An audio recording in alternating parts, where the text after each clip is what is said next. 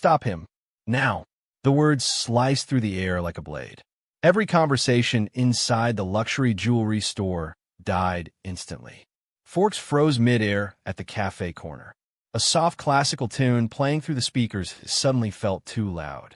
A tall black man in a perfectly tailored gray suit stopped mid-step. His posture was relaxed. His hands were empty. His eyes were calm. He wasn't running. He wasn't hiding anything. He wasn't even near the jewelry. Yet behind the glass counter, the store manager stood rigid, her finger pointed directly at him like a weapon. "He stole something," she said loudly, her voice sharp with certainty. "I saw him acting suspicious." The word suspicious echoed through the room. Silence followed. Glass cases filled with diamonds and gold reflected tight faces and uneasy eyes. Wealthy customers stared, unsure whether to intervene or look away. Sales associates exchanged nervous glances but said nothing. No one asked a question. No one defended him. Within seconds, a uniformed security guard rushed forward and gripped the man's arm firmly. "Sir, you need to come with me," the guard said, his tone rehearsed, mechanical. The man slowly looked down at the hand wrapped around his sleeve. He didn't flinch. He didn't pull away.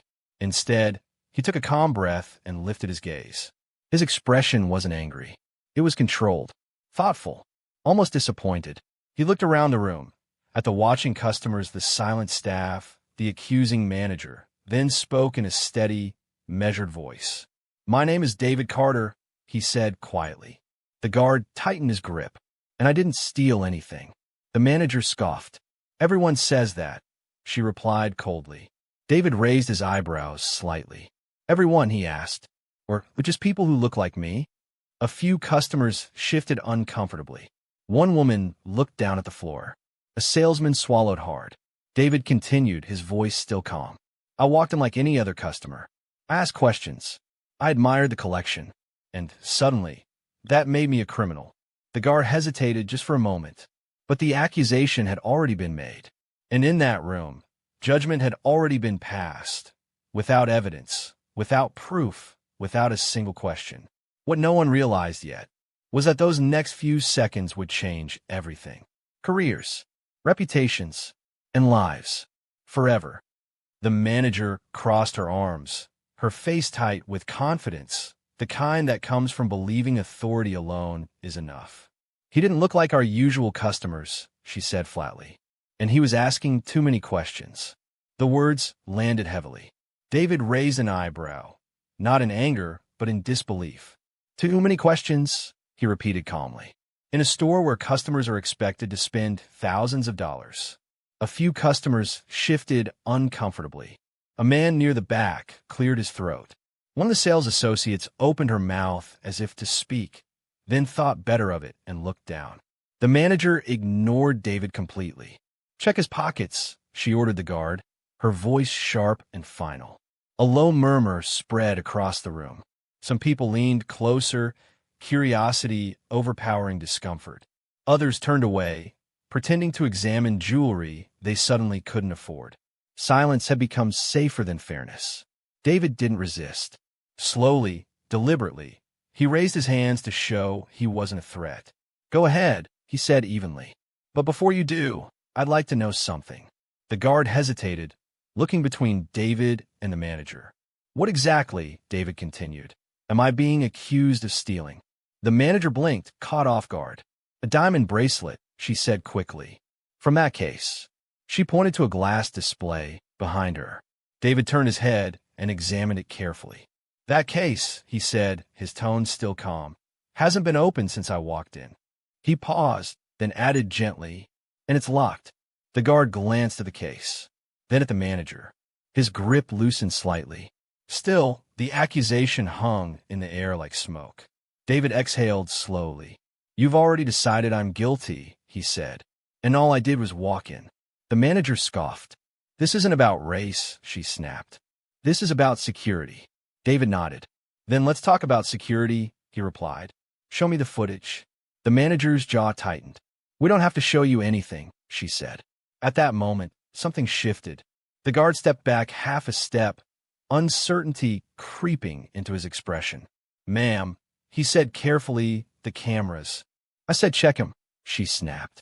The guard sighed and reached forward, patting David's jacket, then his pockets. Nothing. He checked again. Still nothing. David remained silent, his eyes steady. The whispers grew louder now. He's clean, someone murmured. I don't see anything, another said. The guard straightened. There's nothing on him, he said. The manager's face flushed. Well, then he must have passed it to someone, she said quickly. People do that. David tilted his head. Now you're inventing crimes, he said softly. The room felt smaller. Hotter. David reached into his inner jacket pocket. Not suddenly, not aggressively. The guard tensed. Relax, David said. It's my phone. He pulled it out slowly. Before this gets any worse, he continued, I'd like to make a call. The manager laughed bitterly. You think calling someone will fix this? David looked directly at her. It already has. He tapped the screen and put the call on speaker. 1 ring. 2. Then a calm, authoritative voice answered. David Carter, speaking partner line. What's going on? Several employees froze. David smiled faintly. I'm at your Fifth Avenue flagship store, he said, and I'm being accused of theft. There was a pause. Then the voice changed. Put the manager on the phone. The manager's confidence cracked. She hesitated, then reluctantly took the phone. Hello, she said. This is Richard Hale, the voice said coldly. CEO of Hale Luxury Group. The store went dead silent. The manager's hands began to shake. David Carter, the CEO, continued, is not just a customer. He is a senior partner, a board member, and one of the individuals who approved her last promotion. The color drained from her face. You publicly detained him, the CEO said. You accused him without evidence, and you embarrassed him in front of customers. I didn't know, she stammered. That, the CEO replied sharply, is exactly the problem. The guard released David's arm completely. I want all footage saved, the CEO continued. HR will be there within the hour. The call ended. No one spoke. David looked around the room. I didn't come here to ruin anyone, he said calmly. I came to buy a gift. He walked to the counter, picked up the very bracelet he'd been accused of stealing, and paid for it without another word. By the next morning, the manager was terminated. 2 supervisors resigned. Company-wide bias training was announced. And David Carter? He never raised his voice. Because real power doesn't shout. It lets consequences speak. Then something unexpected happened. David slowly reached into his jacket pocket. Not quickly, not nervously, not with panic. The security guard stiffened instantly, his grip tightening again. A few customers gasped softly. Someone whispered, "What is he doing?" David noticed the tension and paused. "Easy," he said calmly. "It's just my phone." Slowly, deliberately, he pulled it out and held it up so everyone could see. A simple black phone. Nothing threatening. Nothing hidden. "Before this goes any further," David said, his voice steady and controlled, "I'd like to make a call." The manager let out a sharp, humorless laugh. "You think calling someone will help you?" she scoffed. "You're caught." David turned to face her fully. His expression wasn't angry. It wasn't afraid. It was confident. "It already has," he said. That single sentence landed heavier than anything else he had said so far. He tapped the screen and placed the phone on speaker, setting it gently on the glass counter so everyone could hear. 1 ring. 2. The seconds stretched. Then a calm, familiar voice answered. "David Carter." "What's going on?"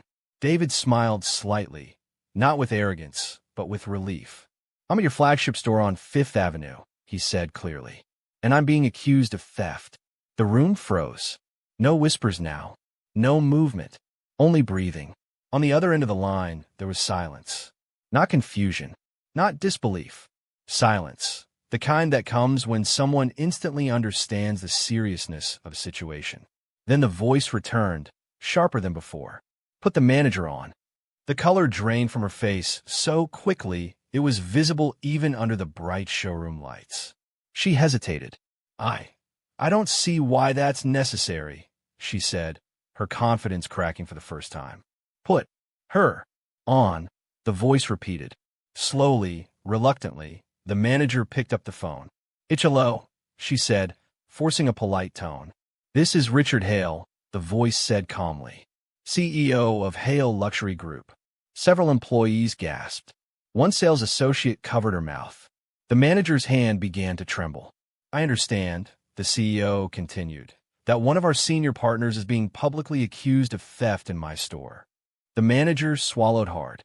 I didn't know who he was, she stammered. That, the CEO replied coldly, is not a defense. David watched quietly as the situation unraveled on its own. You detained him, the CEO said. You ordered a search without evidence, and you humiliated him in front of customers. I was just following protocol, the manager whispered. No, the CEO said firmly. You followed your assumptions. The silence inside the store was unbearable now. The guard slowly stepped back, his face filled with regret.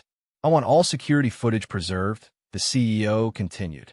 Human resources is on the way, and until they arrive, you are relieved of duty. The manager's knees nearly gave out. Yes, sir, she said weakly. The call ended. David picked up his phone and slid it back into his jacket pocket. Only then did he speak again. I never asked for special treatment, he said calmly. I only expected fair treatment. He turned to the security guard. You were told what to do, David said. But next time, ask questions first. The guard nodded, ashamed. David looked around the room, at the silent customers, the stunned employees, the broken authority of the manager. This is how discrimination survives, David said. Not through hate, through assumption.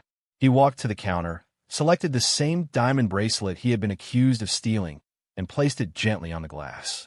I'll take this one, he said. He paid in full. No discount. No apology demanded. As David walked out of the store, the room remained silent. By the next morning, the manager's career was over. And a lesson? Never judge someone by how they look, because sometimes the quietest person in the room holds the most power. The manager hesitated, her fingers trembling as she slowly took the phone. It's hello, she said, forcing a weak smile that fooled no one. The voice on the other end was cold, calm, and unmistakable.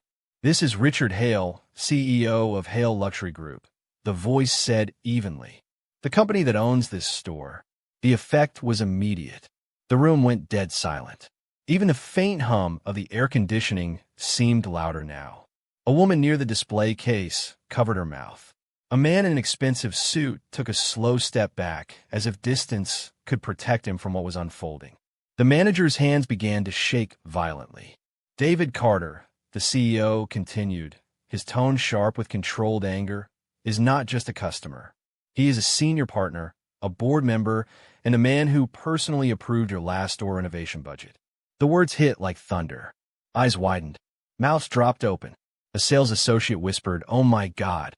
David crossed his arms calmly, his posture relaxed, as if this moment had been inevitable. You accused one of your company's owners of stealing, the CEO continued. You ordered a public search. You detained him in front of staff and customers. The manager's lips parted, but no sound came out. You humiliated him, the CEO said, and you embarrassed this company. I didn't know, she stammered finally, her voice breaking. He didn't look like... She stopped herself too late. That, the CEO interrupted sharply, is exactly the problem. The words cut deeper than shouting ever could. The security guard immediately released David's arm, stepping back as if realizing only now how far things had gone. I want all video footage preserved, the CEO said. Every camera, every angle, no edits. Yes, sir, the manager whispered, tears pooling in her eyes.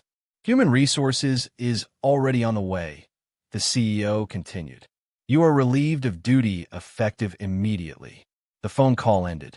The manager stood frozen, phone dangling from her hand. No one spoke. No one moved. Everyone in the room understood the same thing at the same time. Her career had just ended. Right there, in front of everyone. David exhaled quietly. He didn't smile. He didn't gloat. He didn't say, "I told you so." Instead, he looked around the room slowly. I didn't come here to destroy anyone, David said calmly. I came to buy a gift. His voice carried weight now. Not because of power, but because of restraint. He turned to the security guard. You were doing your job, David said. But next time, ask questions before you assume guilt. The guard nodded, his face red with shame. David then looked at the employees behind the counter. Silence allows moments like this to happen, he said. Speaking up prevents them. No one argued. David walked toward the display case and pointed to the very bracelet he had been accused of stealing. That one, he said quietly. A sales associate rushed forward, hands shaking as she unlocked the case. I'm so sorry, she whispered. David nodded once. He paid for the bracelet in full. No discount, no special treatment. As he signed the receipt, the former manager sank into a chair behind the counter, staring blankly at the floor. David picked up the small velvet box and turned toward the exit. Before leaving, he paused. Power doesn't need to shout, he said. It just needs the truth. Then he walked out. The next morning, the incident was everywhere. The manager was officially terminated. 2 supervisors were placed on leave. Mandatory bias training was announced across the company. And David Carter? He never gave interviews. Because sometimes the strongest response isn't anger. It's consequences. David slowly looked around the store. There was no anger in his eyes. No shouting. No victory on his face. Only quiet truth. The kind that doesn't need noise to be heard. I didn't come here to destroy anyone, David said calmly, his voice steady but firm. I came here to buy a gift. The words hung in the air. Not a single person spoke. He turned toward the security guard, who now stood stiffly, avoiding eye contact. You were doing your job, David said. I understand that. Then he paused. But next time, ask questions before grabbing someone. The guard swallowed hard and nodded, shame written across his face. Yes, sir, he murmured. David then shifted his attention to the customers, the ones who had watched silently, the ones who had looked away, and the ones who had whispered but never spoken. Discrimination doesn't always come with shouting, David said. It doesn't always look like hate. He let the words settle. Sometimes, he continued, it comes quietly, through assumptions, through silence, through people deciding who belongs before asking who someone is. A woman near the counter wiped her eyes. A man lowered his head. David turned back to the display case. The same diamond bracelet he had been accused of stealing still rested under the glass, untouched. He pointed to it. I'll take that one. A sales associate hurried forward, hands trembling as she unlocked the case. I'm very sorry, she whispered. David met her eyes and nodded once. He paid in full. No discount. No demand for apology. No speech about power. Just dignity. As David walked toward the exit, the store remained silent. No one clapped. No one spoke. They didn't need to. By the next morning, the story was everywhere. The manager was officially fired. Mandatory bias training was announced across the company. 2 senior supervisors resigned quietly. The luxury brand released a public apology. And David Carter? He never gave interviews. No press statements. No television appearances.